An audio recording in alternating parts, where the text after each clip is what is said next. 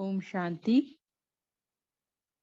अव्यक्त मुद्रियों से एक एक आध्यात्मिक रत्नों को चुनकर इच्छा मात्रम अविद्या की स्थिति को प्राप्त करने वाली और भक्तों को सर्व प्राप्ति कराने का आधार मूर्त बनने वाली सभी आत्माओं का आज के सत्र में बहुत बहुत स्वागत है, स्वागत है, स्वागत है। तो बाबा की आज की जो मुरली है, बाबा हमें अपने कर्तव्य के प्रति स्मृति दिला रहे हैं। और कई मुरलियां ऐसी होती है सेवा के सब्जेक्ट पर होती है, कोई योग के सब्जेक्ट पर होती है। तो आज की जो मुरली है योग और सेवा का जैसे कॉम्बिनेशन है। तो इस तरह से आज बाबा ने दो सब्जेक्ट के ऊपर मुरली चलाई है। बाबा तो चाहते हैं कि सबसे पहले हम स्वयं की सेवा कर, स्वयं को रियलाइज कर, भगवान को भी रियलाइज करे और स्वयं को भी रियलाइज करे। और जितना जितना ज्यादा परसेंटेज में हम ये करते जाते हैं तो हमारी स्थिति जैसे इच्छा मात्रम अविद्या बनती जाती है। और जब तक इच्छा मात्रम अविद्या स्थिति नहीं बनती है तब तक हम औरों की इच्छा पूर्ण नहीं कर सकते हैं।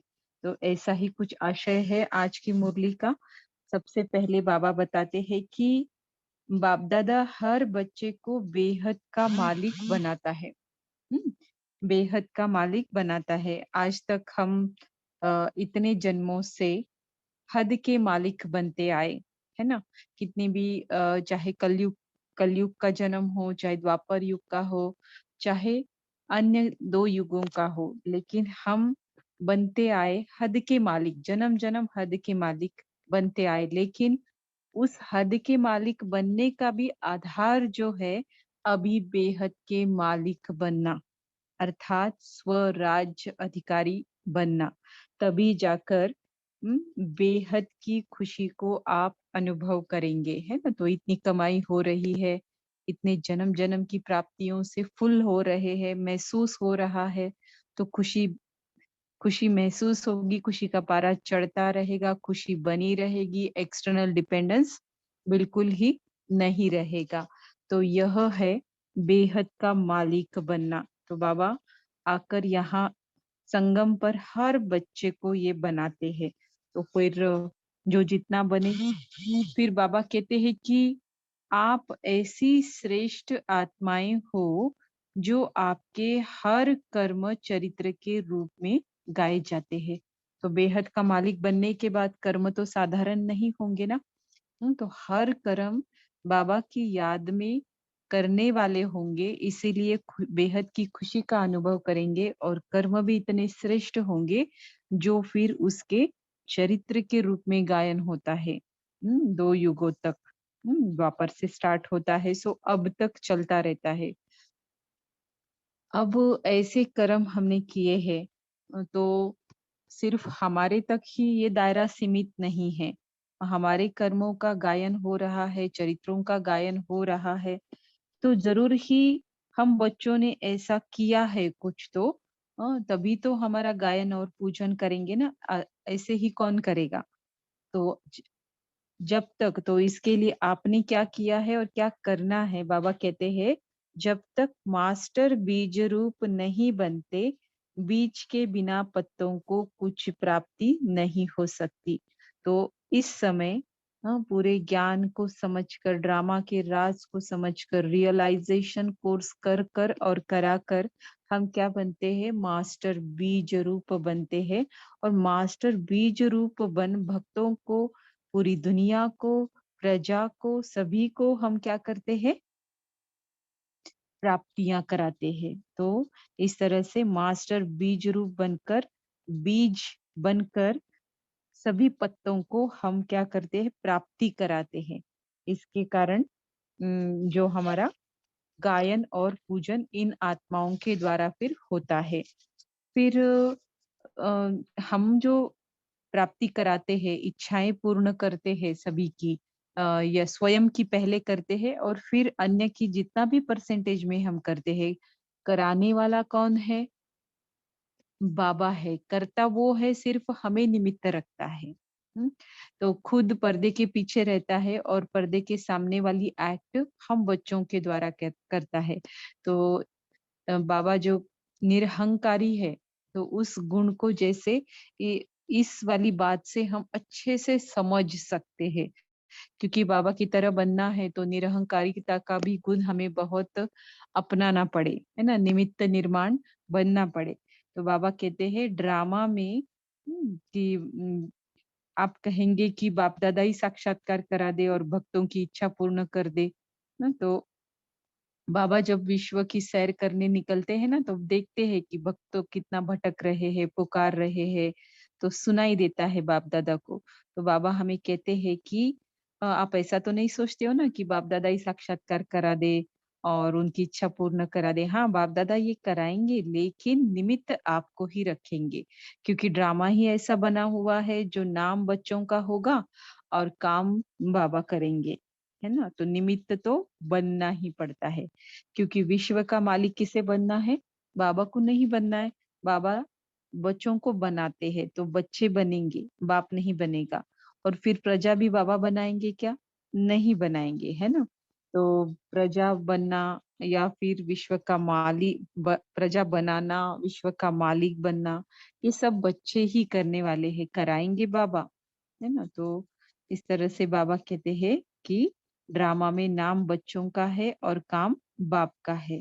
तो जितना-जितना हम अ, अपने आप को भरपूर करके स्व के राज्य अधिकारी बनेंगे, बेहद के मालिक बनेंगे, उतना ज़्यादा मात्रा में भक्तों को और प्रजा को शक्तिशाली और शांति के किरणों के द्वारा वरदान दे सकेंगे। और यही आधार है फिर जो पूज्य बनेंगे और फिर वही उनकी जो पूजन करती है वही उनकी पूजा प्रजा बनती है और फिर द्वापर से वही उनके भक्त बनते हैं।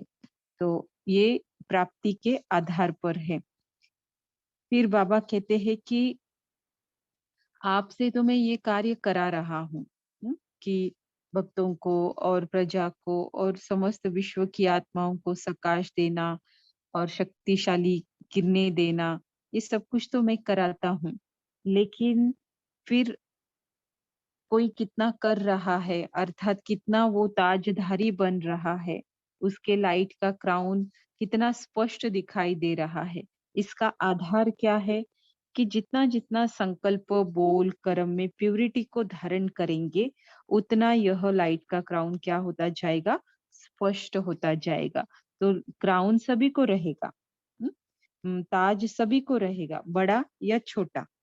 तो उसका आधार है प्यूरिटी। तो बाबा कहते हैं कि बाबा के बने हैं ना, तो पवित्रता की प्रतिज्ञा की तो रिटर्न के बदले में ताज तो प्राप्त हो ही जाता है, लेकिन उस ताज की जो चमक है, वो कितनी तेज या कम तेज है, ये प्यूरिटी के आधार पर डिपेंड है। सबके प्रति शुभ भावना मतलब एक दो ही बातें हैं जो पवित्रता को बेहद में लेकर जाती है। और हम एक भी आत्मा के प्रति शुभ सोच नहीं पाते हैं, हमारे जो भी कारण होगा। तो हमारे लाइट का जो क्राउन है, जैसे उसमें क्या हो जाएगा, एक तेज में कमी आएगी, तो सामने वाले का नुकसान नहीं होगा, वो बुरा कर रहा है और फिर हम उसे बुराई से ही रिस्पॉन्स दे रहे हैं, तो उसका कुछ नुकसान नहीं होगा, हमारा ही नुकसान होगा, है ना? तो इस तरह से हमें कोई कैसा भी हो, हमें एक जैसा ही रहना है, एक जैसा इन द सेंस शुभ भावना ही रखनी है। हुँ, क्योंकि हमें जो करेगा सो भरेगा ना, वो अगर बुरा कर्म कर रहा है तो बाबा की नज़र से कोई बच नहीं सकता है, इम्पॉसिबल है। तो जो श्रीमत का हाथ पकड़े हुए है, बाप-दादा का हाथ पकड़े हुए है और उसी के अनुसार कर्म कर रहे हैं, बुरा करने वाले के साथ, सोचने वाले के साथ, बोलने वाले के साथ, तो बाप-दादा बंधाईमान है उस आत्मा को समझानी देने के लिए। और जो बाप-दादा समझानी दे और कोई आत्मा ना समझे, ये हो ही नहीं सकता, है ना? संसार में बाबा की समझानी ऐसी है, जो वो किसी के भी बुद्धि का ताला खोलकर वो समझानी जो उसे समझाना है, वो देकर रहेगा। तो इसलिए हमारा पार्ट ही नहीं है उसमें जाने का कि कोई कैसे कर रहा है मेरे साथ, है ना? तो करने दो। उसकी बात हमारे हाथ में नहीं है, लेकिन हम उसको किस तरह से रिस्पॉन्स दे, ये 100% हमारे हाथ में है और हमें अच्छा ही सोचना है। तभी तभी फिर बाप दादा भी खुश होंगे और सामने वाली आत्मा में भी परिवर्तन आएगा। तो इसी को क्या कहेंगे? स्वतः संपन्न बनना। हम्म, तो स्वतः संपन्न बनने की भी बाबा ने 6-7 विधियां जैसे बताई है। क्योंकि बाबा तो बताते हैं कि ऑलमाइटी अथॉरिटी के बच्चे बनने से आपका जो अलौकिक जन्म होता है, तो अलौकिक जन्म में आपको ये जन्म सिद्ध के अधिकार में प्राप्त होता है। क्या? एक तो ताज, तख्त और तिलक, ये तीनों बातें आपको जन्म सिद्ध अधिकार के रूप में प्राप्त हो ही जाती है। लेकिन फिर आपकी स्मृति में ये बातें कितनी हैं? आपने इन बातों को अपने पुरुषार्थ से कितना हद तक प्राप्त किया है? तो उसके आधार पर है ना, आपकी स्पीड वो रहेगी। हम्म? तो आपको तो भाग्य बाबा दिखा रहा है, दे रहा है, बता भी रहा है, आपको ऐसा बनना है, आप ऐसे थे, है ना? तो बाबा चाहते हैं कि हम प्रश्नों से पार हो जाए, हमेशा प्रसन्न चित्त रहे, अपने भाग्य के चमकते हुए सितारे को सदा देखते रहे और अपने भाग्य के और भाग्य विधाता के दोनों के भी गुणगान करते रहे। तो ये सारी जो बातें हैं हमें स्वतः ही संपन्न बनाने के लिए जैसे रिस्पॉन्सिबल हो जाती है। तो इस ये करने से संपन्न बन रहे तो क्या करेंगे? सभी की इच्छा पूर्ण करेंगे। संपन्न अर्थात क्या है? हमारी कोई चाहना बाकी ही नहीं रही। बाबा ने इतना हमने सोचा भी नहीं था, हमने चाहा भी नहीं था, हमने पूछा भी नहीं था, क्योंकि हमारी बुद्धि की लिमिटेशंस है ना ये सब करने के लिए। तो इसीलिए बाबा इसके बियॉन्ड जाकर हमें भरपूर करता है और इतना भरपूर करता है जो हमें देने की भावना स्वतः जागृत होती है। और वही स्टेज है देवतापन की। तो देते जाओ, विधाता के बच्चे हो आप, विधाता के बच्चे हो, बाबा ना कहते हैं। तो वैसे ही बाबा कहते हैं कि कोई भी इच्छा अभी अपने प्रति नहीं रखो। ये समय अभी कैसा चल रहा है, अपने प्रति इच्छाएं रखने का समय नहीं है। अभी अभी वो स्टेज गई, मतलब क्या है कि अपनी इच्छाएं अभी पूरी हो गई है। अभी सेटिस्फाइड मोड पे आ गए हो, अब दूसरों को भी ऐसे करना है, क्योंकि कौन करेगा फिर उनका। सृष्टि रंगमंच पर हमें जो पार्ट प्ले करने के लिए बाबा ने भेजा है, आज तक हमने सारे पार्ट अपने लिए प्ले किए, लेकिन संगम पर बाबा हमें ऐसे बनाते हैं कि अपने लिए प्ले करो, लेकिन फिर उसके बाद मैं जो तुमको भरपूर और संपन्न बनाता हूँ, वो इसलिए बनाता हूँ कि आप औरों को भी ये महसूसता कराए, अनुभव कराए, प्राप्तियों का आधार आप लोग बने, है ना? तो इस तरह से आज की मुरली है, बहुत ही अच्छी है। तो ये सब कुछ पॉसिबल कब होगा? आपने नोट किया होगा कि 2 सब्जेक्ट्स के आधार पर ही ये होगा। क्योंकि योग और योग से जो सेवा होगी, धारणा का पॉइंट तो आ ही जाता है इसमें, वो अंडरस्टूड है, लेकिन फोकस बाबा ने मेन इन 2 सब्जेक्ट के द्वारा किया है, स्व सेवा से विश्व की सेवा। तो मुरली का टाइटल है भक्तों को सर्व प्राप्ति कराने का आधार है इच्छा मात्रम अविद्या की स्थिति। मुरली की डेट है 31 जनवरी 1977। तो मुरली की डेट थोड़ी सी जो कॉपी जाएगा थोड़ी सी रॉन्ग हो गई है, 7 हो गया है 1 के बदले। तो कोई फर्क नहीं पड़ता है, मुरली में है क्या, कंटेंट क्या है, इस पर हमारा फोकस होना चाहिए। स्वयं के लिए बाबा कहते हैं साक्षात बाप समान सदा साक्षात्कार मूर्त, सर्व आत्माओं की कामनाओं को संपन्न करने वाले, सदा अपने भाग्य के गुणगान करने वाले, दाता के समान सदा देने वाले, महादानी वरदानी आत्माओं प्रति बाबा बोले। हम्म क्या बोलते हैं? सबसे पहले बाबा बताते हैं कि बाप दादा हर बच्चे को बेहद का मालिक बनाता है। अपने को हाईएस्ट अथॉरिटी माना ऊंचते ऊंच हस्ती समझते हो, अपनी प्यूरिटी अर्थात पवित्रता की पर्सनालिटी व्यक्तित्व को जानते हो, अपनी अविनाशी प्रॉपर्टी अर्थात संपत्ति को बाप द्वारा प्राप्त कर संपन्न अनुभव करते हो। फर्स्ट स्टेप ये है, इच्छा मात्रम अविद्या बनने के लिए पहले हमको बाप दादा से संपन्नता का अनुभव करना पड़े, है ना। संपन्नता, हर इच्छा हमारी पूरी है, हमने सोचा भी नहीं था, इतना बाबा ने भरपूर किया, इतने अनुभव, इतनी इच्छाएं, इच्छाएं तो पूर्ण की, लेकिन इच्छाओं के बियॉन्ड भी जाकर बाबा ने हमें भरपूर किया है। ऐसा अनुभव करते हो। जब तक हम हमारे पास वो चीज सफिशिएंट नहीं होगी तो हमको देना है ऐसा लगकर भी फायदा नहीं है। हाँ, उसके मार्क्स जरूर देगा बाबा, लेकिन एक्चुअल देने के लिए तो ज्यादा देगा ना। सिर्फ सोचने के मार्क्स है ही, लेकिन एक्चुअल हम प्राप्ति कराते हैं। हमारे पास जो भी हमें बाप दादा से प्राप्ति हुई है वो सब पर लुटाते हैं। तो बाबा ये चाहते हैं, तो ये आपको अनुभव करते हो। फर्स्ट स्टेप कि अपनी अविनाशी प्रॉपर्टी बाबा के द्वारा सर्व गुण और शक्तियों की संपत्ति जो है कि उसे अनुभव करना। इस पुरानी दुनिया में अल्पकाल के हद की पढ़ाई और हद के पोजीशन की अथॉरिटी समझते हैं। उनके आगे आप सभी की ऑलमाइटी अथॉरिटी माना सर्वशक्तिवान, बेहद की और अविनाशी है। कैसी है? दोस्त, दुनिया की पढ़ाई कहो और पोजीशन कहो, अल्पकाल की है। कितना भी होशियार हो, कितना भी कुछ हो, लेकिन सब कुछ कैसा है? अल्पकाल का है। तो बाबा कहते हैं उसके आगे बाबा की जो प्रॉपर्टी है वो कैसी है? बेहद और अविनाशी है। बाबा जो हमें पढ़ाई पढ़ाते हैं वो बेहद की पढ़ाई और अविनाशी पढ़ाई है। और उसके आधार पर जो हम संगम पर सभी जन्मों के पोजीशन का बीज बोते हैं वो भी कैसा है? बेहद का है और अविनाशी भी है।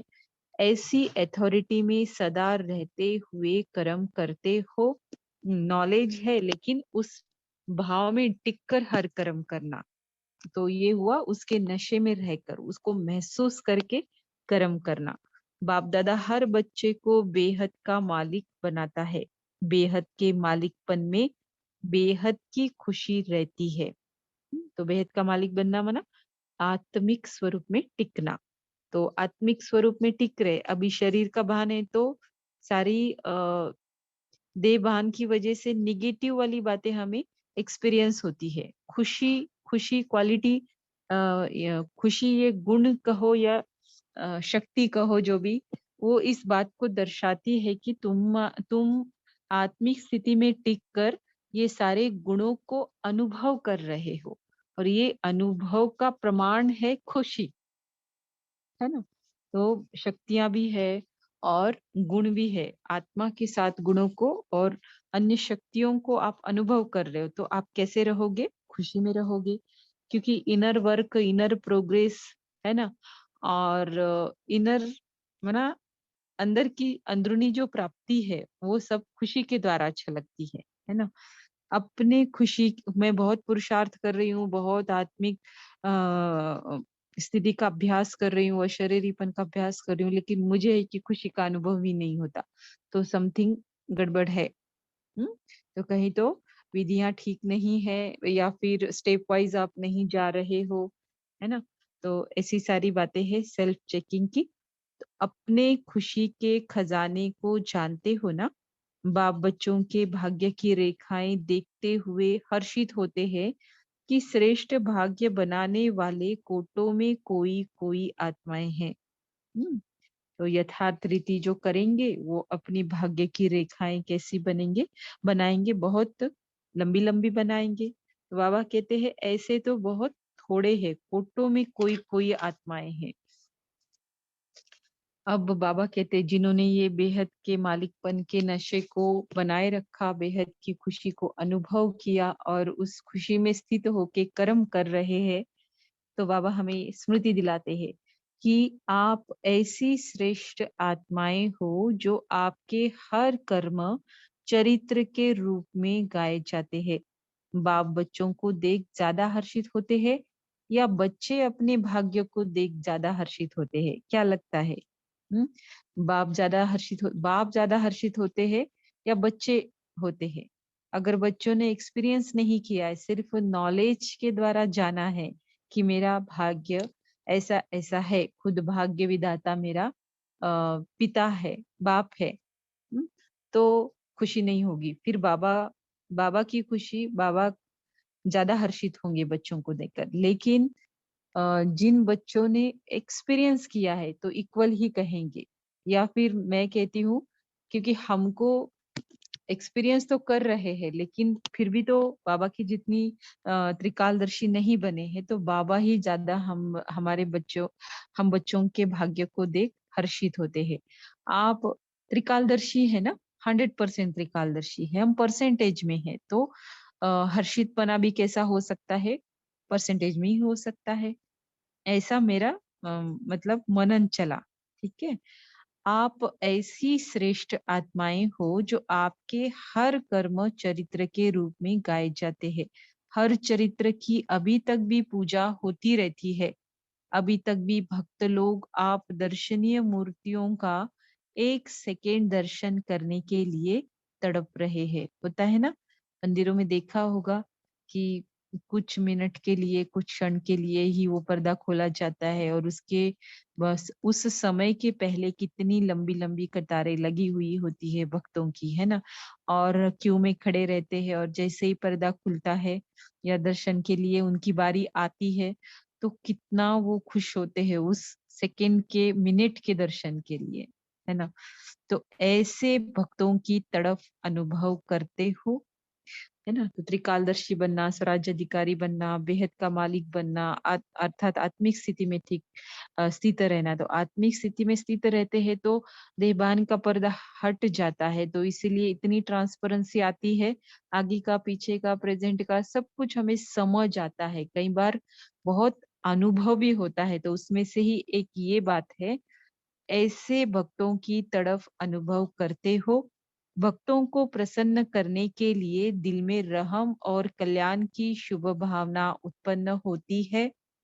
भक्तों को प्रसन्न करने का साधन कौन सा है, उसको जानते हो? भक्तों को आप देवताओं द्वारा क्या प्राप्त होने की इच्छा है, इसको जानते हो ना। तो कभी तो हमने उनको प्राप्ति कराई है कुछ तो विशेष, वो बातें सारी उन आत्माओं में फीड हो गई है पिछले कल्प में और अभी फिर से होने वाली है। तो इसीलिए बाबा कहते हैं होने वाली है, तो कैसा, पहले आपका भाव कैसा होना चाहिए उन लोगों के प्रति, रहम होना चाहिए उनके लिए, इतनी कल्याण की शुभ भावना होनी चाहिए, उत्पन्न होनी चाहिए, जो फिर बाप दादा हमारे द्वारा उन उनका कल्याण करे, है ना। तो ये बात, कल्याण करे अर्थात कुछ प्राप्ति का अनुभव कराए। तो फिर ये हुआ है, कल्प पहले भी हुआ था, हर कल्प भी हुआ था और अभी भी होने वाला है।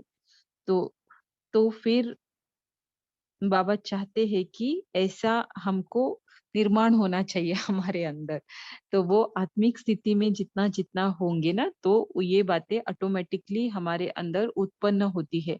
देवान में रह के ये बातें उत्पन्न हो ही नहीं सकती है। हाँ, वो ज्ञान के आधार पर आप समझेंगे कि फलाना मुझे लाइक करता है या फलाने को मेरी इतनी इतनी बातें पसंद है, फलाना फिर मेरा भक्त होगा, या ये आपके अनुमान हो सकते हैं, आप लगा सकते हो। लेकिन जो निर्माण होना चाहिए भावना का, सच्चे रहम दिल बनने का और कल्याण की भावना रखने का, तो वो आत्मिक स्थिति के बगैर हो ही नहीं सकता है। फिर बाबा पूछ रहे कि कौन सा साधन है जो भक्तों को आप प्रसन्न कर सकते हो, उसे जानते हो? भक्तों को आप देवताओं द्वारा क्या प्राप्त होने की इच्छा है, इसको जानते हो ना। भक्तों की सर्व प्राप्ति करने का आधार क्या है?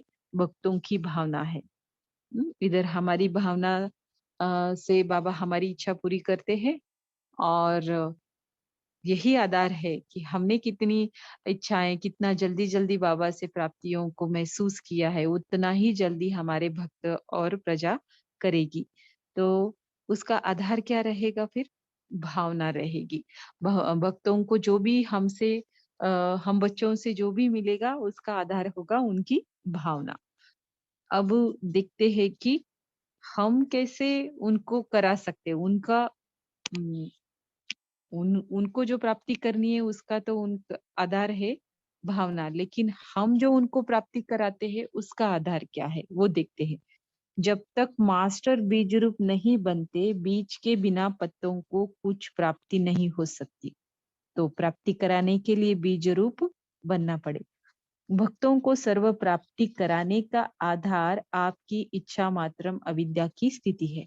इस देह की दुनिया से पूरा वैराग आया है। इस देह से, देह की स्मृति से, देह के संबंधियों से, देह के पदार्थ वस्तुओं से सबसे वैराग आया है। मतलब हम बीज रूप अवस्था को प्राप्त कर रहे हैं। माना आत्मिक स्थिति में टिककर ये बीज जो है मनुष्य सृष्टि रूपी वृक्ष का जो बीज है उसके पास हम टिक पा रहे हैं, है ना। उसके पास कैसे टिकेंगे, वैसा बनकर जाएंगे, समान बनेंगे तभी तो समीप रह सकेंगे ना, या फिर समीप रहेंगे तभी तो समान बन सकेंगे, वाइस वर्सा। तो बीज रूप बनना और बीज के पास रहना, तो ये क्या है, हमारी सारी इच्छाएं अभी इस संसार से पूरी हो गई या फिर हमें होती ही नहीं है ही नहीं, क्योंकि सर्वोच्च को पा लिया तो छोटी मोटी इच्छाएं है ना, बाकी सारी संसारिक जो प्राप्तियां हैं, अपनी देह की स्मृति से लेकर देह के पदार्थ, देह के संबंधी, ये सारी क्या है, एकदम अल्पकाल के सुख देने वाली है। हमको जब अविनाशी सुख शक्ति देने वाला मिल गया, उसको हमने टेस्ट किया, उसको हमने पा लिया, तो हमें ये होना ही चाहिए। तभी जाके हम बीज रूप, मास्टर बीज रूप स्थिति को प्राप्त कर सकते हैं। और वो प्राप्त करना मतलब क्या होना, इच्छा मात्रम अविद्या स्थिति को प्राप्त करना।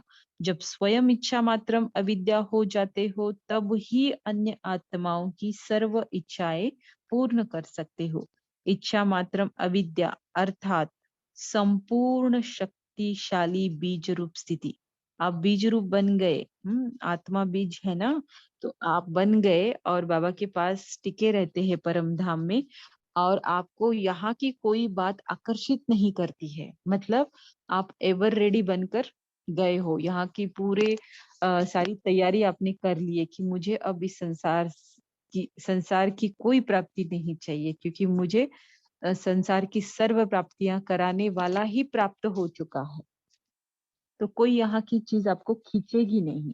तो इसलिए फिर इच्छा नहीं है, तो इच्छा मात्रम अविद्या ये स्थिति को प्राप्त करना, उसका दूसरा मतलब है संपूर्ण शक्तिशाली बीज रूप स्थिति में टिकना, प्राप्त करना उस स्थिति को। और ये स्थिति कोई आती जाती नहीं है, ठीक है ना। ये ऐसी मंजिल है जो फिर आप नीचे नहीं आओगे कभी, ठीक है ना। इस स्थिति को प्राप्त करने तक नीचे ऊपर चलता रहेगा, लेकिन वंस यू अचीव्ड, है ना, तो आपको कुछ भी नहीं लगेगा। हाँ, जैसे साक्षी होकर, स्वतः ही साक्षीपन की स्टेज से आप स्वयं को भी देख रहे, स्वयं के पाठ को और अन्य के पाठ को भी देख रहे, नो हलचल, है ना, नाराजगी नहीं, खुशी का गुम होना नहीं, एक कांस्टेंट लेवल जो है आत्मा के सर्व गुणों की अनुभूति का, वो आप एक्सपीरियंस करेंगे। ये वो स्टेज है। तो ये स्टेज कैसी है, शक्तिशाली बीज रूप। जब तक मास्टर बीज रूप नहीं बनते, बीज के बिना पत्तों को कुछ प्राप्ति नहीं हो सकती। तो बीज को ही तो पानी डालते हैं ना, स्थूल वृक्ष को भी क्या करते हैं, पत्तों के ऊपर, फूलों के ऊपर, फल के ऊपर या फिर उनके ब्रांचेस के ऊपर पानी डाल के कोई फायदा नहीं है। मतलब वो उनका नरिशमेंट नहीं होता है, पानी जरूर जाएगा, उससे ज्यादा ज्यादा साफ होगा, लेकिन नरिशमेंट कहो, उसको जो फूड कहो वो नहीं मिलेगा, उसको जो शक्ति मिलनी चाहिए वो नहीं मिलेगी। लेकिन बीज को अगर हम डालते हैं तो सबको मिलेगी। मतलब मैं आत्मा जब बीज रूप बनकर बाबा के पास टिक जाती हूँ, तो मुझ आत्मा का जो झाड़ है, मेरे संबंध, संपर्क, है ना, प्रजा, भक्त जो भी है मेरे कनेक्शन में, उन सबको ऑटोमेटिकली वो शक्ति जाएगी, 100% जाएगी। तो सबकी उन्नति का आधार क्या रहा फिर, सबको सर्व शक्तियां, सर्व प्राप्तियां होने का आधार क्या रहा, मुझे पहले वो मिली हुई अनुभव होनी चाहिए। हम्म? ऐसे नहीं, ज्ञान के आधार पर नहीं, अनुभव की बात। ज्ञान, समझ, पता होना वो अलग बात है, और उसके आगे की स्टेप है एक्सपीरियंस करना, राइट। फिर बाबा कहते हैं कि कुछ प्राप्ति उनको हो ही नहीं सकती। अनेक भक्त आत्माएं रूपी पत्ते जो सूख गए हैं, मुरझा गए हैं, उनको फिर से अपने बीज रूप स्थिति द्वारा शक्तियों का दान दो। तो कई तो कनेक्शन में, हमारे कनेक्शन में बचपन से भी कोई है ना, हमारा स्कूल का फ्रेंड है, हमारी जो सखियां है इतना दिन तक, इस एज तक, जिस जो भी एज है वहां तक, उन सबको हमसे प्राप्ति होने वाली, क्योंकि इवन हमारे मेड को भी, क्योंकि इनका भाग्य ऐसा है जो हमारे कनेक्शन में है, जो आत्मा डायरेक्ट परमात्मा के कनेक्शन में, तो वो भी साधारण नहीं है ना। तो वो कनेक्शन में आई ही इसलिए है क्योंकि आप आत्माओं के द्वारा उनको प्राप्ति हुई है। तो ना हम साधारण है, ना हमारे संबंध संपर्क वाले साधारण हैं। लेकिन फिर उनको प्राप्ति कराने का आधार बाबा ने बताया कि अपना बीज बीज रूप में स्थित हो जाओ, तो बाबा की किरणों से, बाबा की साथ योग लगाने से आपकी आत्मा जो भरपूर बनेगी, वो अन्य आत्माओं को भरपूर करने के लिए स्वतः रीजन बनेगी। और ये तो हो ही रहा है, संबंध संपर्क तक तो हमारा दायरा नहीं है ना। तो ये कवर होने के बाद आपकी स्थिति इतनी श्रेष्ठ बनाए रखते हो आप, तो विश्व की समस्त आत्माओं को भी ये हम भरपूर करने के निमित्त बनेंगे, यही ना। तो चैरिटी बिगिंस एट होम तो है ही, लेकिन फिर वो विश्व तक हम पहुंचना चाहिए। तो जितना हम अपने ऊपर काम कर करके अपने आप को बीज रूप अवस्था में मास्टर बीज रूप बनकर सकाश दे रहे हैं, तो ये हमारा ही दायरा, हमारा ही मतलब कमाई ज्यादा होती जाएगी। तो बहुत सारी बातें हैं, उसमें से ये एक है। दादियां, दीदियां, ब्रह्मा बाबा, मम्मा, ये सभी इसके प्रैक्टिकल एग्जाम्पल है। जैसे जड़ चित्रों के दर्शन पर भक्तों की क्यों लग जाती है, मंदिरों में क्यों लगती है ना, तो वैसे आपको चैतन्य में भी अपने भक्तों की क्यों अनुभव होती है। तो हमारे संबंध संपर्क वाले जो भी है, हमसे जो भी मिलते जुलते हैं, तो उनको स्वतः होती है ना प्राप्ति, क्योंकि हमारा बाबा से कनेक्शन है और उनका हमसे है, तो कनेक्शन से कनेक्शन में पास होगा ना। तो इसीलिए वो हमसे मना जैसे बहुत ये करेंगे, लाइक करेंगे, या फिर हम हमारे से प्राप्ति का अनुभव होने से तृप्त, मतलब फिर बाबा इसीलिए पूछ रहे कि जड़ चित्रों के सामने तो क्यों रहती है, लेकिन आप अभी चैतन्य में हो, तो वो आपको अभी ही समझ आएगी, हम्म, अनुभव होगी, है ना। तो उनको भी ऐसे मानने में हिचकिचाहट नहीं होगी कि ये मेरे इष्ट है, या फिर ये मैं इनकी प्रजा में हूँ, कुछ नहीं लगेगा, क्योंकि उस भाव में वो जाएंगे ही नहीं, है ना, क्योंकि प्राप्ति ही उनको बनाए रखेगी आपके साथ। फिर बाबा कहते हैं कि ये सब कौन है, ये सारा ड्रामा, ये जो चल रहा है, ये सब कराने वाला कौन है, सारी करामात कौन कर रहा है, बैठ के बाबा कर रहा है। चैतन्य रूप में भी अगर कोई भक्तों की क्यों हमें अपने आसपास लगती है, अनुभव होती है, तो इसका भी कारण कौन है, शिव बाबा ही है ना। तो लेकिन फिर बाबा सामने नहीं आते हैं, बाबा को कोई पहचानते नहीं है, हमारे ऊपर ही उनकी भावना बैठ जाती है। ड्रामा में नाम बच्चों का, काम बाप का है। बाप दादा जब विश्व का सैर करते हैं, तो भक्तों का भटकना, पुकारना देखते और सुनते हैं तो तरस आता है। आप कहेंगे कि बाप दादा ही साक्षात्कार करा दे और भक्तों की इच्छा पूर्ण कर दे, ऐसे सोचते हो। लेकिन ड्रामा में नाम बच्चों का, काम बाप का है, तो बच्चों को निमित्त बनना ही पड़ता है। विश्व के मालिक बच्चे बनेंगे या बाप बनेगा, प्रजा आपकी बनेगी या बाप की बनेगी। तो जो पूज्य होते हैं उनकी प्रजा बनती है, उनके ही फिर बाद में भक्त बनते हैं, है ना। जो कैसे समझ आएगा प्रजा कौन है, भक्त कौन है, कौन सी संख्या ज्यादा है, तो कैसे भक्त से उनको प्रजा तक तो लाना है, मतलब ज्ञान नहीं लेते हैं। आ गया। हम्म। तो ज्ञान नहीं लेते हैं, और सिर्फ हमें सहयोग देते हैं, या फिर हमें विघ्न रूप कभी बनते नहीं है हमें पुरुषार्थ करने के लिए। तो ऐसी आत्माएं जो रहती है, वो भक्त ही रहती है। और फिर थोड़ा बहुत तो ज्ञान उठाती है, समझती है, कोई भी रिश्ता हो, कोई भी फ्रेंड हो, हमारे संपर्क में है और हमारी वजह से वो बाबा को पहचानता है कम या ज़्यादा, लेकिन अच्छा-अच्छा कहता है, थोड़ा-सा ज्ञान भी उठाता है, बहुत ज़्यादा नहीं लेकिन कितना परसेंटेज में उठाता है वो नहीं बता सकती मैं, मैंने उतना चिंतन नहीं किया, लेकिन थोड़ा बहुत तो उठाते हैं। वारिस क्वालिटी नहीं बनते हैं लेकिन थोड़ा बहुत तो उठाते हैं, तो वो कौन है? प्रजा है। तो भक्त हमेशा भक्त तो ऑटोमेटिक बनते हैं नेक्स्ट उसके बहुत लिए सुना। मेहनत हाँ। भक्त तो ऑटोमेटिक बनते हैं, उसके लिए मेहनत नहीं है। वारिस बनाने में प्रजा के लिए भी मेहनत नहीं है। मनसा से मनसा सेवा से भी प्रजा बनती है, लेकिन वा मनसा सेवा से वारिस भी बन सकते हैं, लेकिन वारिस बनाना कोई बात है ना? भक्त और प्रजा ऑटोमेटिक मोड पर है। एक मास्टर बीज रूप स्थिति को अगर प्राप्त किया, तो ये बनाने के लिए मेहनत नहीं है। चलो परिचय दिया, चलो बार-बार जाके उसको जगाया, चलो बार-बार तो ये ठीक है, लेकिन वारिस अगर आपकी वजह से कोई निकलता है, तो उसकी कमाई कई गुना आपकी ज़्यादा हो जाती है। तो बाबा कहते हैं कि अब तो जो पूज्य होते हैं उनकी प्रजा बनती है और उनके ही फिर बाद में भक्त बनते हैं। तो अपनी प्रजा को या अपने भक्तों को अब भी निमित्त बन शांति और शक्ति का वरदान दो। तो सारी समस्त संसार की जितनी भी आत्माएं हैं, हम बाबा के बच्चों से ही जुड़ी हुई है। तो वो कितनी जुड़ी हुई है, कौन से बच्चे से, ये उसके पुरुषार्थ के आधार पर डिपेंड है ना? कि कितनी उसकी ज़्यादा प्रजा बनती है, किसी के ज़्यादा भक्त होते हैं, है ना? और कि कोई ज़्यादा वारिस क्वालिटी बच्चे निकालता है, तो ये सब कुछ उसके पुरुषार्थ के आधार पर है, डिसाइड होता है।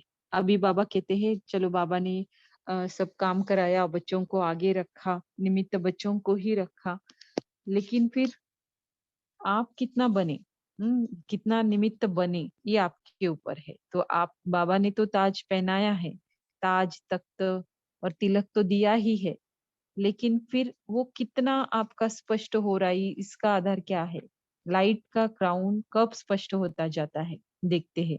जैसे बाप बच्चों के आगे प्रत्यक्ष हुए, वैसे अब आप इष्ट देव भी अपने भक्तों के आगे प्रत्यक्ष हो।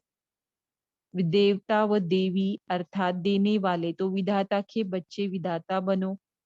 अपने लाइट का क्राउन दिखाई देता है, रत्न जड़ित ताज, इस लाइट के ताज के आगे कोई बड़ी बात नहीं लगेगी। तो आपको स्वयं को भी दिखाई देना चाहिए क्या? आपकी लाइट का क्राउन। तो फ्यूचर में जो आपको रत्न जड़ित ताज मिलने ही वाला है, तो उसके आगे मना इस लाइट के ताज के आगे वो कोई बड़ी बात नहीं लगेगी। जितना जितना संकल्प, बोल और कर्म में प्यूरिटी को धारण करते जाते हैं, उतना यह लाइट का क्राउन स्पष्ट होता जाता है। तो लाइट का क्राउन सबको है, लेकिन उसकी स्पष्टता अब प्यूरिटी के आधार पर है। तो संकल्प तक की प्यूरिटी, कर्म और बोल तो ठीक है, लेकिन संकल्प की प्यूरिटी वो ज्यादा महीन है और वो ज़्यादा इम्पोर्टेंट भी है। तो संकल्प की प्यूरिटी पर आप जब उतरेंगे, उस महीनता में जाएँगे, तो लाइट का क्राउन स्पष्ट-स्पष्ट होता जाएगा। बाप-दादा भी सभी बच्चों के नंबरवार क्राउन देखते हैं। जैसे भविष्य में राज्य के ताज भी नंबरवार होंगे, वैसे यहाँ भी नंबरवार है। तो अपने नंबर जानते हो? छोटा ताज है या बड़ा ताज? ताज तो है, ताज है तो सभी के ऊपर। जब से बाप के बच्चे बने, पवित्रता की प्रतिज्ञा की, तो रिटर्न में मना बदले में ताज प्राप्त हो ही जाता है। स्थूल पवित्रता को तो अडॉप्ट किया ना सभी बच्चों ने, है ना? 33 करोड़ आत्माएं स्थूल पवित्रता को भी अडॉप्ट करती है, तो उनको मिलता ही है ताज। लेकिन छोटा या बड़ा, वो आप अपने पुरुषार्थ से डिसाइड करते हो। बाबा तो सबको देते ही है। फिर बाबा ने बताया कि आपने इतना प्यूरिटी को धारण किया, संकल्प तक भी प्यूरिटी को धारण किया, या फिर करने के लिए क्या करना है? कि स्वयं स्वतः ही संपन्न बनने की विधियां इसके लिए बाबा ने बताई है। 6-7 विधियां हैं।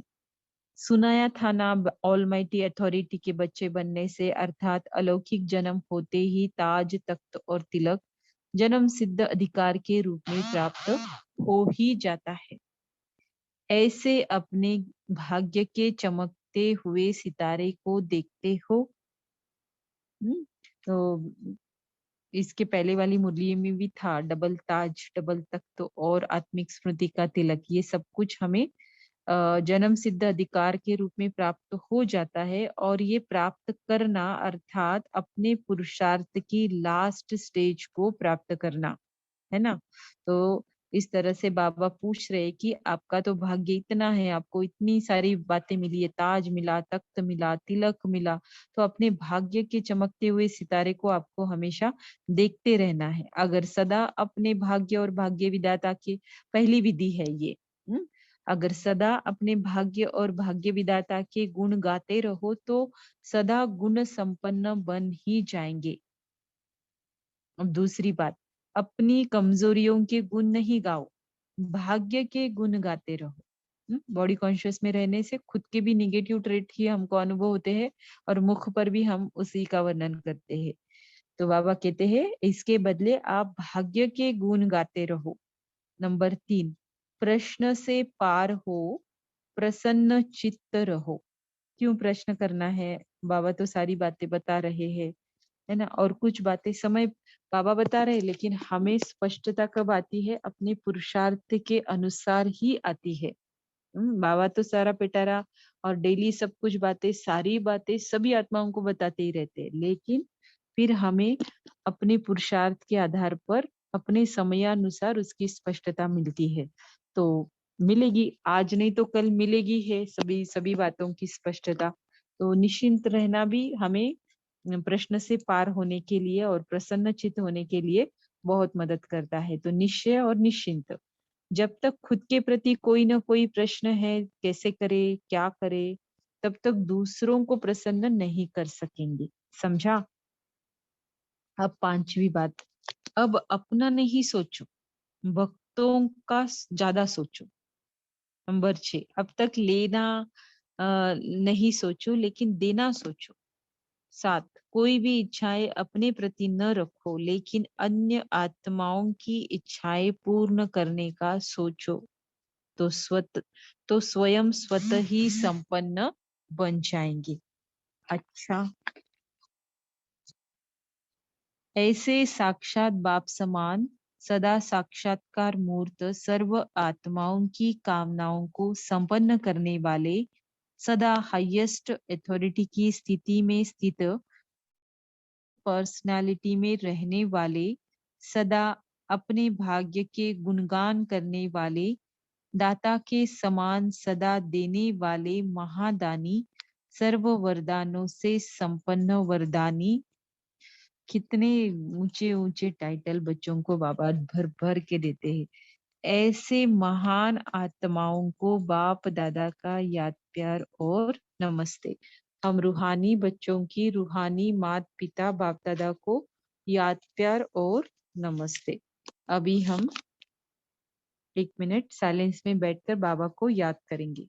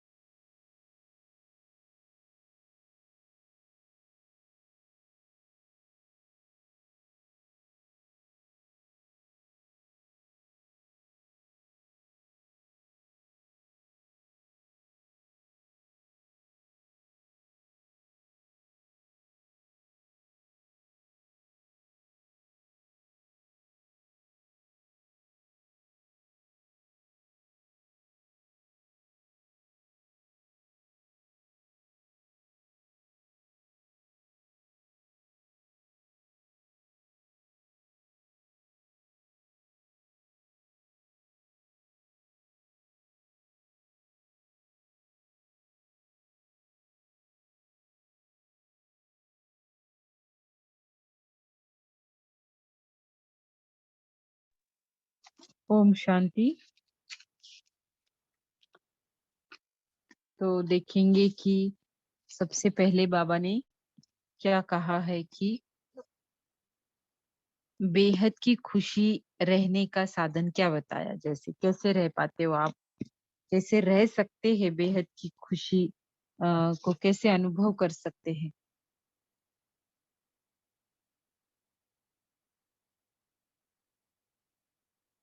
ओम शांति। जब जी हम पास से जो भी प्राप्तियां मिली है, जो भी खुशी, प्यार, उनके पावर्स जो भी मिले, जब उनका अनुभव होता है तभी हमें लगता है कि हमें कुछ प्राप्त हुआ है। जी। और ओम शांति दीदी। बाबा ने जी कहा कि जो लौकिक दुनिया के अंदर जो हद है, पैसा है लोगों के पास, तो वो अविनाशी नहीं है। वो सिर्फ अल्पकाल का सुख देता है। और बाबा से जो हमें प्राप्तियां होती हैं तो वो अविनाशी हैं।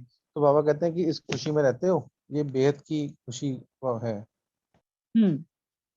है ना। फिर इसके साथ और एक बात बताई बाबा ने जो हमें बेहद की खुशी में रहना एक्सपीरियंस कराती है, वो कौन सी है? हम मालिक दीदी, पंडित। बेहद के मालिकपन। हाँ, है ना। तो बाप दादा हर बच्चे को बेहद का मालिक बनाते हैं, जिससे हम बेहद की खुशी को अनुभव कर सकते हैं। क्योंकि यहाँ पर पढ़ाई कहो, हद की पोजीशन कहो, सब कुछ हमें उस दुनिया के, उस पुरानी दुनिया के कंपैरिजन में बेहद का प्राप्त होता है। तो बेहद का सब कुछ प्राप्त हो रहा है, बेहद के मालिक बन रहे, तो खुशी भी हमें कैसे अनुभव होती है फिर? बेहद की। फिर बाबा क्या कहते हैं कि मना कौन कौन इसे अनुभव कर सकता है, कौन कौन करता है?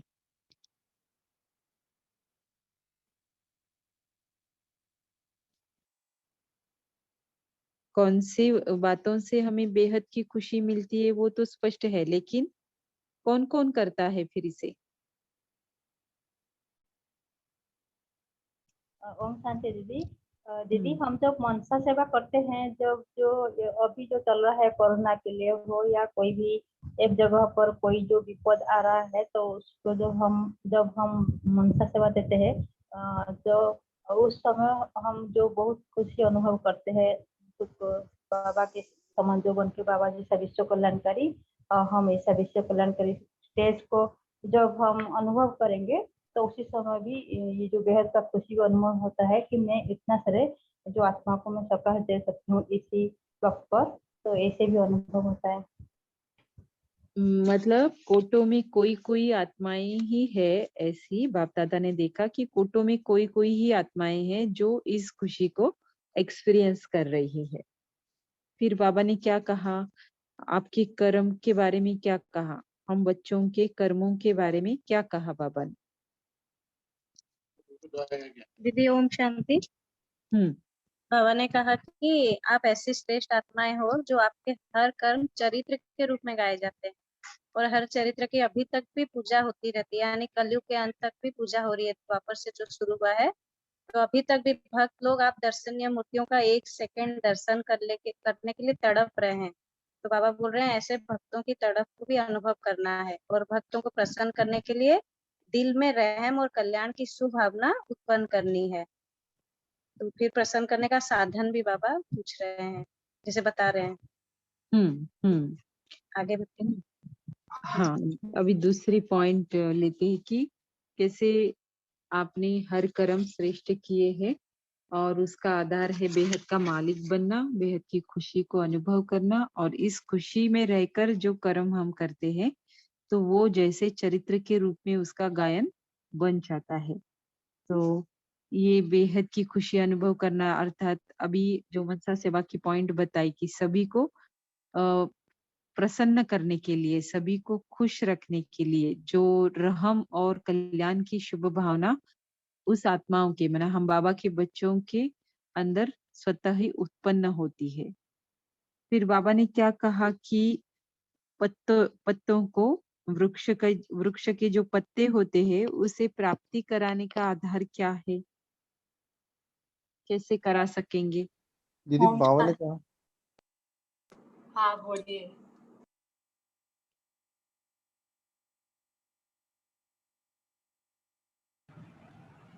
ओम शांति ओम शांति दीदी। दीदी। जो कि बीज रूप स्थिति है, अगर बीज रूप स्थिति हमारा होगा तो ये पत्तों का जो बात किया गया, जो सूख गया है, मुरझा गया है, यार फिर उनको हम लोग कर सकेंगे। मतलब जो रहम का दिल रहेगा, भावना शुभ भावना रहेगा, बीज रूप स्थिति होने से हम लोग का स्थिति अगर अच्छा रहेगा तो हम लोग से ही हमारा भक्तों जो है या प्रजा जो है वो सबको भी खुशी अपने आप मिल जाएगा। जी, है ना? तो ये एक तो बात हुई। और क्या बताया बाबा ने कि पत्तों को प्राप्ति कराने के लिए और कौन-सी बातें चाहिए? ओम शांति दीदी। हाँ, इच्छा मात्र अविद्या की स्थिति। हाँ, है ना? तो इच्छा मात्रम अविद्या की स्थिति जब आपकी होगी तभी आप औरों की इच्छा पूर्ण कर सकते हो, अर्थात पत्तों को प्राप्ति करा सकते हो। और क्या बताया बाबा ने? और बताया कि इच्छा मात्रम अविद्या जो स्थिति है वो संपूर्ण शक्तिशाली स्थिति है, जो कि बीज रूप स्थिति है।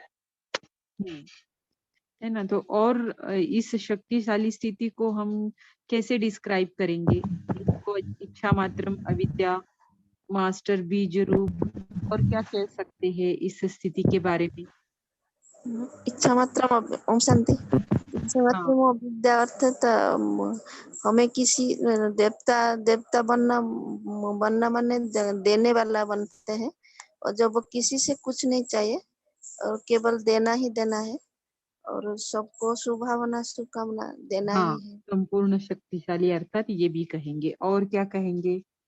संपूर्ण शक्तिशाली जो स्थिति है, हमेशा बोलते हैं, सुनते हैं, लेकिन कैसी होगी? ये 2-3 बातें तो होगी, इच्छा मात्रम अविद्या होंगे, बीज रूप होंगे और दीदी जब हमें जो है बाबा से हर समय हरदम प्राप्ति रहेगी, मतलब बाबा के साथ का हर समय अनुभव कर पाएंगे, फील होता रहेगा कि बाबा से हमें प्राप्तियां हो रही हैं, भरपूर होते जा रहे हैं, और जो बाकी लोगों से हमें लेने की इच्छा खत्म होती जाएगी, जो हमारे हुँ, परिवार के लोग हैं, मित्र संबंधी हैं, तो फिर हुँ, हमें फील होगा कि हम जो इस अवस्था में आ गए हैं।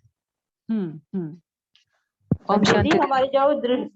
हमारी जो दृष्टि वृत्ति से जो भक्तात्मा को जो जिस समय जो चाहिए तो उसी को हम जब दे सकते हैं, दृष्टि वृत्ति से हम जब दे सकते हैं, वो भी एक शक्तिशाली स्टेज होगा।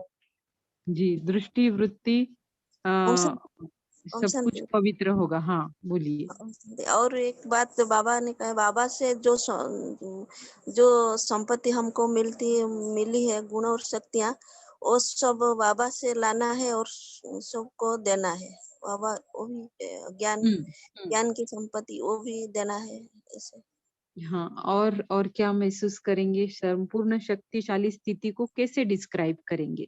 जैसे ओम 2 बातें। शांति दीदी। मतलब हाँ, अभी हम ओम लोग को जो भी शांति। मिल गया है वो हम हुँ, लोग भरपूर हो गया, हम लोग को और इच्छा नहीं रहेगा। जो हद का जो इच्छा है वो इच्छा बिल्कुल नहीं रहेगा।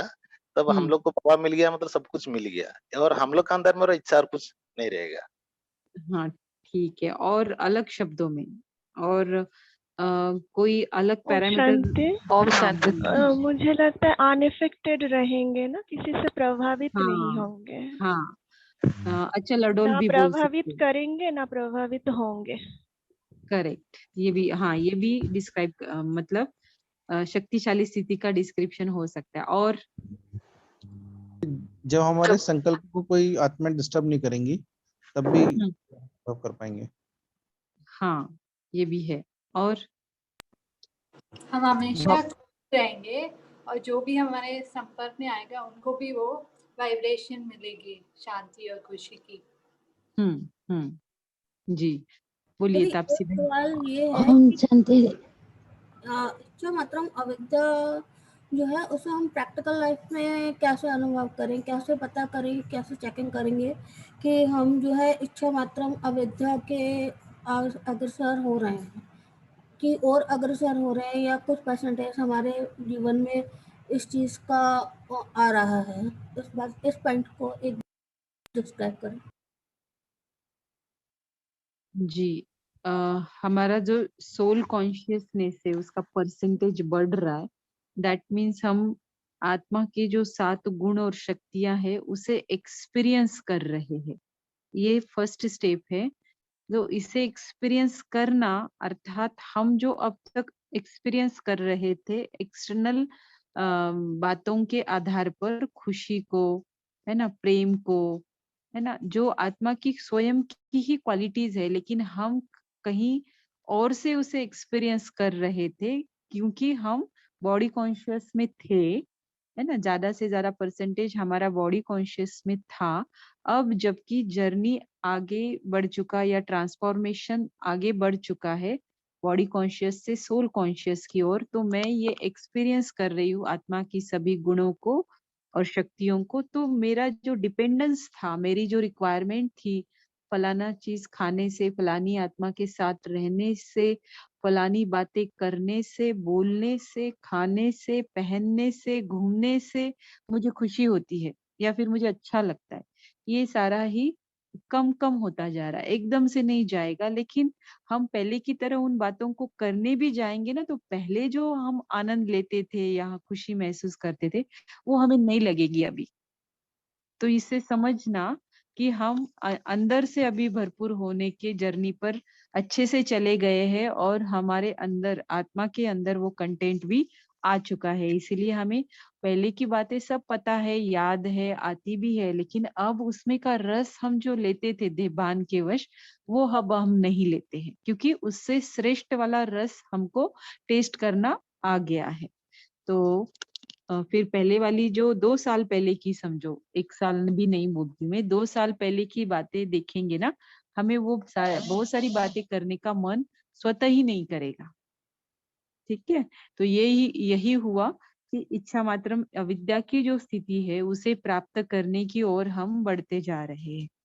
राइट, तो हर एक का वीकनेस अलग है, किसी का खाने में है, किसी का बोलने में है, किसी का अकेले नहीं रह पाते हैं और कंपनी चाहिए, किसी का घूमने में है। तो ये सारे जो डिपेंडेंस है हम आत्माओं के, तो ये सब कुछ खत्म खत्म होते जाएंगे। तो समझना है कि इस स्थिति के पास हम आ रहे, और ये कुछ भी ना करते हुए हम सभी जो खुशी है, आनंद है, वो कई गुना एक्सपीरियंस कर रहे हैं पहले के हिसाब से। ठीक है, तो यही संपूर्ण शक्तिशाली है। संपूर्ण शक्तिशाली को और एक शब्दों में बता सकते हैं कि संकल्प कैसे होंगे, सिद्धि स्वरूप होंगे। आज की जो साकार मुरली का वरदान जो है ना, कि संकल्पों में ही इतनी शक्ति आएगी कि जो तुरंत वो सिद्धि स्वरूप को प्राप्त हो जाएंगे, मतलब सिद्ध हो जाएंगे, है ना। तो ये भी एक संपूर्ण शक्तिशाली बीज रूप स्थिति है। और कोई डिस्क्राइब करना चाहेगा इस स्थिति को? ओम शांति दीदी। हाँ, तो बाप समान स्थिति भी स्टेज भी होगी ना? हाँ, करेक्ट करेक्ट, है ना। तो ये भी करेक्ट है। तो तन्वी बहन, आपको समझ आया ना इच्छा मात्रम अविद्या का? जी दीदी, थैंक यू। हाँ, नहीं थैंक यू की बात नहीं, मतलब क्लियरिटी होना जरूरी है ना, तो हम कर पाए कि नहीं बस। अभी जो, हाँ हाँ बोलिए।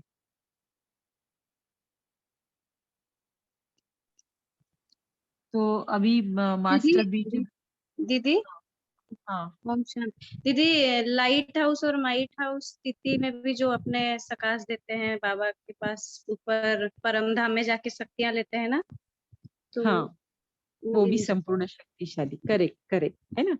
तो बात एक ही है, लेकिन बाबा ने बहुत अलग अलग शब्दों से इसे डिस्क्राइब किया है आज तक की अव्यक्त मुरलियों में। तो हमें कितना याद आया, कितना कंसेप्ट समझ में आया, ये बस हम मतलब खुद को भी चेक कर रहे थे और सभी को भी जैसे चेकिंग का पॉइंट दिया, है ना। तो जो भी उच्च अवस्थाएं हैं, है ना, ये अशरीरीपन की अवस्था जो है वो भी संपूर्ण शक्तिशाली में आ जाती है। आत्म अभिमानी स्थिति संपूर्ण शक्तिशाली में आ जाती है। विदेही ओम बनकर परम धाम में टिकना, वो भी। हाँ बोलिए। ओम शांति दीदी। हाँ जो कल्प वृक्ष की जड़ में बैठकर जो तपस्या करना क्या शक्तिशाली स्थिति माना जाएगा? हाँ, तो यही तो मास्टर बीज रूप है ना। जी जी हाँ दीदी। हाँ, एक्सप्लेनेशन में भी मैंने बताया है, आप रिकॉर्डिंग में सुन लीजिएगा, ठीक है। अभी आगे बढ़ते हैं। तो सब कुछ प्राप्ति कराने वाला, पर्दे के पीछे रहने वाला शिव बाबा है।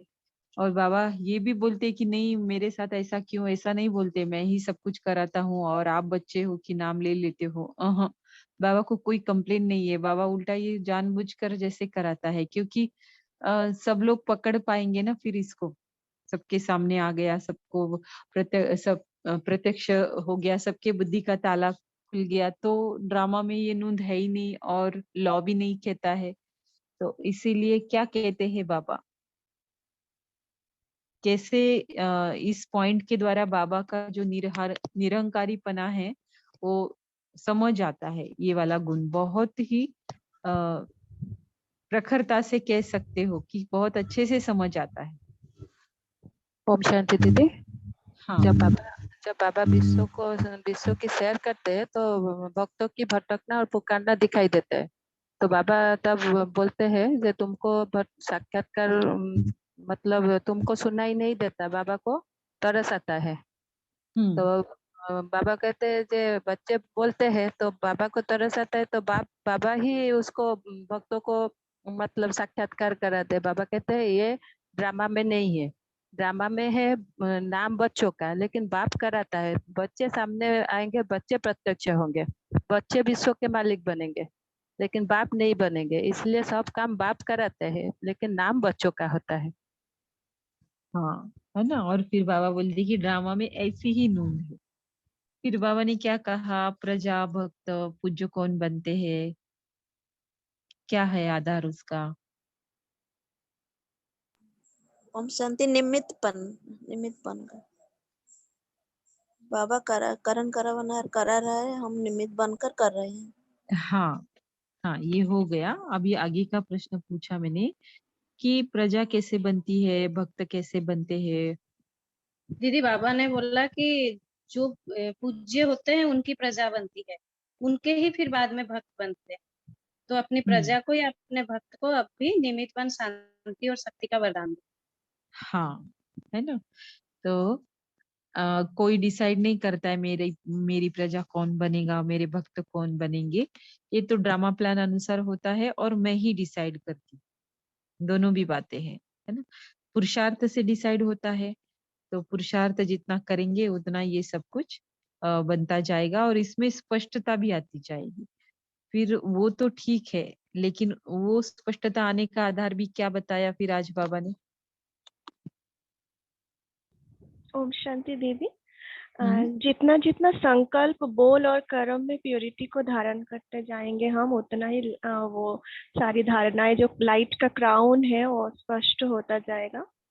तो जी है ना। संकल्प, बोल और कर्म में प्योरिटी।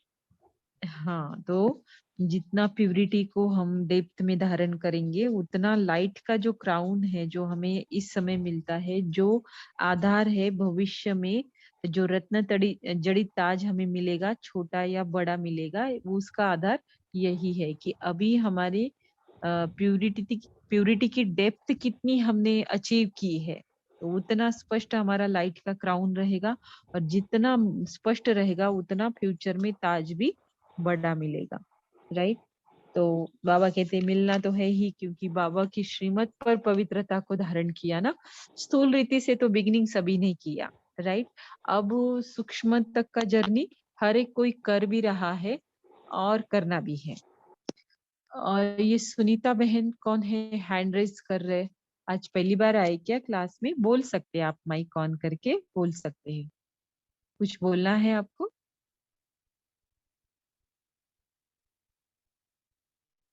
तो आपका जो हैंड रेस किया है ना उसे निकाल दीजिए, ठीक है। अभी बाबा ने स्वतः ही संपन्न बनने की विधि कैसे, कोई आकर हमें संपन्न नहीं बनाएगा। कोई भी आत्मा किसी आत्मा को संपन्न बना ही नहीं सकती है। ये उसका अपना स्वयं का पुरुषार्थ है, स्वयं की मेहनत है और स्वयं श्रीमत को कितना समझे है, कितना हमने रियलाइज किया है स्वयं को और बाबा को, इसके आधार पर वो संपन्न बनती है। तो इसमें किसी तीसरे का पार्ट है ही नहीं। तो उसके लिए बाबा ने क्या क्या विधियां बताई? ओम शांति दीदी। हाँ बोलिए। जैसे बाबा ने बताया कि सदा अपने भाग्य और भाग्य विधाता के गुण गाते रहो तो सदा गुण संपन्न बन जाएंगे। जैसे जन्म से ही जो ताज तख्त और तिलक बाबा ने जो दिया है तो वो उसको भी देखते रहो और अपनी भाग्यों के गीत को भी गुणगान भी करते रहो, तो संपन्न बन जाएंगे। हाँ। ओम शांति और दीदी। हाँ, अपने कमजोरियों की गुण नहीं गाओ, भाग्य के गुण गाते रहो। 7 बातें इसमें आपने भी बहुत सुंदर एक्सप्लेन किया। और तीसरा है प्रश्नों से पार हो, प्रसन्न चित्त रहो। चौथा, जब तक खुद के प्राप्ति के प्रति कोई ना कोई प्रश्न है, क्या करे कैसे करे, तब तक दूसरों को प्रसन्न नहीं कर सकते। इसके बाद अपना नहीं सोचो, भक्तों का ज्यादा सोचो। फिर लेना नहीं सोचो लेकिन देना सोचो। और फिर बाबा कहते कि अपने प्रति कोई इच्छा ना रखो, अन्य आत्माओं की इच्छाएं पूर्ण करने का सोचो। ऐसी 7 बातें बाबा ने पक्का कराया ताकि हम संपन्न होने की ही विधि को पक्का कर सकें। जी, है ना। सविता बहन, आप कुछ बोलना चाहते हैं? बोलिए। दीदी, ओम शांति दीदी जी। हम्म। कि सर्वगुरु समदेव बाबा की श्रीमत चलना है, उनको याद करना, उन याद में रहकर योग युक्त रहकर जो हर कर्म करना है, संसार में रहकर जो भी काम करना बाबा की याद में रहकर करना है। और जी, बाबा ने जो श्रीमत दी है उसको मानना है, उसकी अनुसार चलेंगे तो हम सर्वगुरु संपन्न बन जाएंगे। हम्म। तो आज आप पहली बार आए हैं क्लास में? सविता बहन, जी आज आप दीदी जी। पहली बार आए हैं क्लास में? रात्रि हाँ। पहले भी करी है ज्वाइन, अच्छा, पहले भी अच्छा। की है ज्वाइन। हाँ, तो आप रात्रि पहले क्लास के ग्रुप में नहीं हो ना, इसके लिए मैंने पूछा कि आज पहली बार आए हैं क्या। तो मुरली के जो जवाब होते हैं मुरली के अनुसार देने, हाँ हाँ मुरली के अनुसार जब ही से ये देने। ग्रुप मिला है तब से है। अच्छा, अच्छा, पर रात्रि क्लास के ग्रुप में नहीं है आप, है ना। तो हाँ आप हाँ कम जो भी ज्वाइन नए करती लेती हूँ। जो भी नए पार्टिसिपेंट्स है और ग्रुप में ऐड होना उन्हीं को होना है जिनको डेली मुरली मुरली क्लास, जो भी रात्रि क्लास हमारा जब भी होता है उसे अटेंड करना है, तो ही रात्रि क्लास के ग्रुप में अपना नाम लिखवाना है। और मेरा नंबर सविता बहन ने चैट लिखा है। तो ये जो चार्ट बनाते हैं ना, हम चार्ट बनाते हैं, तो चार्ट में जो हम बातें लिख सकते हैं, सिंपल चार्ट जो स्वयं को संपन्न बनाने की विधि जो है ना। तो सिंपल जो चार्ट है ये बना सकते हैं हम, 7 बातें कि भाई, क्योंकि हमारे कॉन्फिडेंस कभी कभी लो हो जाता है ना। सबके लिए बता रही हूँ मैं ये कि हमारा कॉन्फिडेंस कभी लो हो जाता है, तो बाबा हमारी पॉजिटिव साइड को फोकस करने के लिए कहते हैं। तो प्रैक्टिकल एप्लीकेशन हम दिन में इन 5-6 बातों का करेंगे ना, तो सच में हमें कुछ डिफरेंस अपने में नोट जरूर होगा। और बहुत इजी है, और बार बार अटेंशन रखेंगे और स्वयं को उसी पॉइंट पे चेक करेंगे, तो हमें ये पॉइंट सारी बहुत बहुत मदद करेगी। आज की साकार मुरली की कौन सी पॉइंट्स मैच करती है? दीदी आज का वरदान तो पूरा ही मैच करता है। वरदान आज ने बोला है सेल्फ रियलाइजेशन के बारे में। तो जितना सेल्फ रियलाइजेशन करेंगे, देही अभिमानी बनेंगे, तो इच्छा मात्रम अभिद्या स्थिति को प्राप्त कर सकेंगे, तभी भक्तों की सर्व मनोकामना पूर्ण कर सकेंगे। जी जी, करेक्ट करेक्ट, मैंने भी ये निकाल के रखा था। और कौन सी बातें कॉमन आई है? भक्ति के ऊपर मुरली चली है आज की अव्यक्त साक्षात्कार में भी दोनों मूल्य में है। हाँ, है ना। तो भक्ति मार्ग का भी जिक्र दोनों इसमें है, भक्ति का जिक्र दोनों मुरली, मार्ग नहीं कहूंगी लेकिन भक्ति का जिक्र दोनों मुरलियों में है। और कौन सी बातें हैं जैसे सस्मिता बाबा ने बहन, आज आप बताया बता रहे? कि हाँ, बोलिए बोलिए सविता बहन, बोलिए। जी, जैसे बाबा ने आज बताया कि अव्यक्त मूल्य में जो मैं सब कराता हूँ, लेकिन साक्षात्कार भी तुम्हारा ही होता है। तो ऐसे ही साकार मूल्य में जो पॉइंट है कि भक्त लोग जो साक्षात्कार करते हैं, जो जिसकी भावना जो साक्षात्कार की आस रखते हैं, उनको ही वो साक्षात्कार कराते हैं। जैसे हनुमान का भी उदाहरण दिया है बाबा ने आज साकार मूल्य में, तो उसी अनुसार ही उनको साक्षात्कार होता है। जी जी, बाबा ने कहा 9धा भक्ति करते हैं साक्षात्कार के लिए भक्ति मन की, परंतु भक्ति करने वालों ने कभी मतलब आत्मा का साक्षात्कार नहीं किया है। हाँ, है ना। तो बहुत भक्ति मार्ग और ज्ञान हाँ जी। मार्ग का जो कॉन्ट्रास्ट पॉइंट निकाल रहे हैं ना, तो ये बहुत इम्पोर्टेंट पॉइंट है आज की, उसमें लिख सकते हैं। हाँ बोलिए। जैसे स्लोगन में है, निरंतर एक बाप के संग में रहो तो संदेश से बच जाएंगे। ऐसे अव्यक्त मुरली में है ना, जब हम बाबा के बने थोड़े सबसे डिस्चार्ज होने लगते हैं, इच्छा मात्रम सब अविद्या लगता है ऐसे। हाँ हाँ, तो इच्छा मात्रम अविद्या बनने के लिए जैसे ये स्लोगन भी मैच करता है, बनने के लिए निरंतर एक बाप के संग में निरंतर एक रहो तो बाप संग दोष से संग बचे। बच जाएंगे। संग दोष मतलब ऐसा नहीं कि अन्य आत्माओं का, अपनी देह की स्मृति का भी संग, सबसे पहले तो ये है, इस संग के दोष से बचना है, फिर अन्य आत्माओं की बारी। फिर हमें ये इस संग दोष से हम स्वयं को बचा रहे हैं, तो हमें अन्य आत्माओं के संग का उतना असर नहीं पड़ेगा। उनके संग दोष, वो वाला संग दोष नहीं कहते बाबा यहाँ पर, स्वयं की देह की स्मृति का जो संग है, स्वयं की देह का जो संग है आत्मा को, उससे बचना है। और जो पॉइंट है कि धारणा में सवेरे सवेरे उठकर विचार सागर मंथन करना है, जो बाप सुनाते हैं उसे नोट कर रिपीट करना है और दूसरों को भी सुनाना है।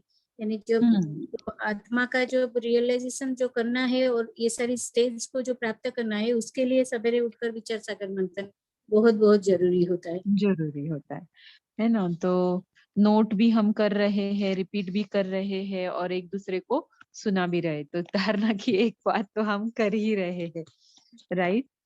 और ओम शांति। सार में जो सार में जो पॉइंट है, वो जो बाबा ने बोले अव्यक्त मुरली में, अपनी कमजोरियों को गुण नहीं गाओ और भाग्य की गुण गाते रहो, और भाग्य विधाता की गुण भी गाते रहो, तो ये पॉइंट भी मैच करता है। ठीक है, हाँ, है ना। आज अभी हम स्टार के क्वेश्चन के लिए जाते हैं, सभी ध्यान से सुनेंगे। आज की मुरली के अनुसार भक्त जो भी प्राप्ति करते उसका आधार क्या है, और भक्तों को सर्व प्राप्ति कराने का आधार क्या है। ऐसे 2 पॉइंट्स आएंगे आंसर में। फिर से एक बार क्वेश्चन पढ़ती हूँ। आज की मुरली के अनुसार भक्त जो भी प्राप्ति करते उसका आधार क्या है, और भक्तों को सर्व प्राप्ति कराने का आधार क्या है। तो बहुत अच्छा, आज पार्टिसिपेशन बहुत लोगों का दिखाई दे रहा है ना। तो हमेशा कुछ लोग तो देते ही है, पर आज मुझे जो कुछ नए लगते हैं, शायद मैं उनको चांस देना चाहती हूँ। ठीक है, तो सबसे फर्स्ट किया करते हैं ना हैंड रेज, उनको पूछा जाता है, लेकिन मैं आज ना सबसे लास्ट जिन्होंने किया है ना उनको पूछूंगी, नीचे से ऊपर जाऊंगी। ठीक है ना। इसके ऊपर एक कहानी भी है, हम बाद में कभी सुनाएंगे जिस दिन छोटी मुरली रहेगी। तो आज ऐसा करते हैं। संगीता बहन, आप बताइए आंसर। ओम शांति दीदी। भक्तों की सर्व प्राप्ति करने का आधार भक्तों की भावना है। हाँ, और भक्त जो भी प्राप्ति करते उसका आधार क्या है, ये एक क्वेश्चन था ना। एक क्वेश्चन में 2 क्वेश्चन जैसे इंक्लूड किए हैं, और दूसरा था भक्तों को सर्व प्राप्ति कराने का आधार क्या।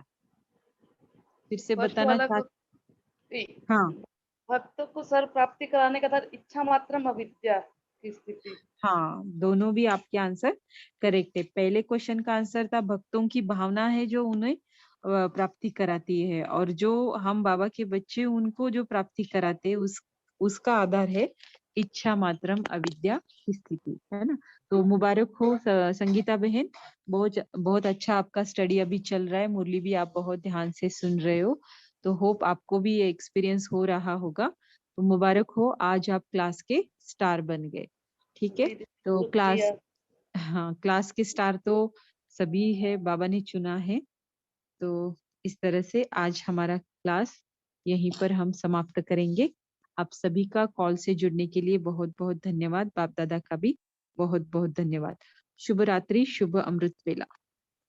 ओम शांति। ओम शांति दीदी। ओम शांति। हाँ, कल जो भाई ने जो योग के विषय में बोले थे वो बहुत बढ़िया नया वाला था। और आप हाँ थैंक यू आपको भाई जी जी जी thank you।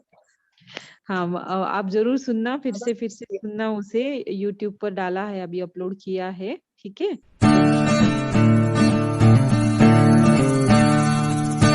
ओम शांति।